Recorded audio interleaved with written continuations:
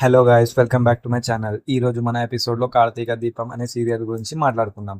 ఇక మొదట్లో రివ్యూ చూస్తూ ఉంటే మాత్రం దిమ్మ తిరిగిపోయేలా ట్విస్టులు కనిపిస్తూ ఉన్నాయి. ఏకంగా ఆఫీస్లో అందరి ముందే ఘోరమైన రచ్చ జరగబోతూ ఉంటుంది.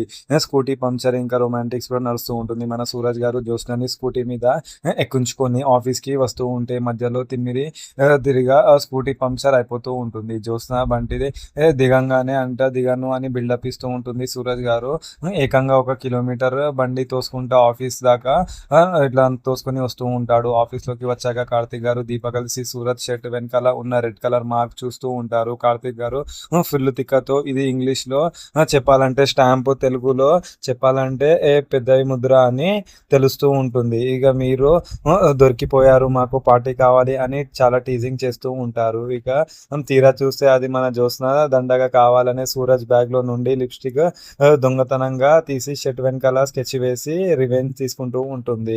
ఇంతలో సీన్ లోకి ఏకంగా దక్షిణమూర్తి గారు డైరెక్ట్ గా ఆఫీస్ కి వస్తూ ఉంటారు. శివనారాయణ మనవరాల్ని జ్యోత్స్నకి ఏకంగా దీప దగ్గర అసిస్టెంట్ టీఏగా పని చేయడం చూసి ఫుల్ ఫైర్ లో అవుతూ ఉంటాడు. శివనారాయణ గారి మీద ఘోరమైన అరుస్తూ, నీ బిజినెస్ బ్రాంచ్లు ఎక్కడైనా ఉన్నాయో అక్కడే నేను కొత్త కౌంటర్ బ్రాంచ్లు ఓపెన్ చేసి నీ తిక్క తూరుస్తా అని మాస్ వార్నింగ్ ఇస్తూ ఉంటాడు. అసలు ఆ దక్షిణమూర్తి గారికి వెనకాల ఉన్నది ఈ స్కెచ్ అని వేస్తుంది జ్యోత్స్ననే, లేక సూరజ్ గారైనా ఆ ఫ్యామిలీని చెందించిన వ్యక్తిని అని పెద్ద సస్పెన్స్ రన్ అవుతూ ఉంటుంది.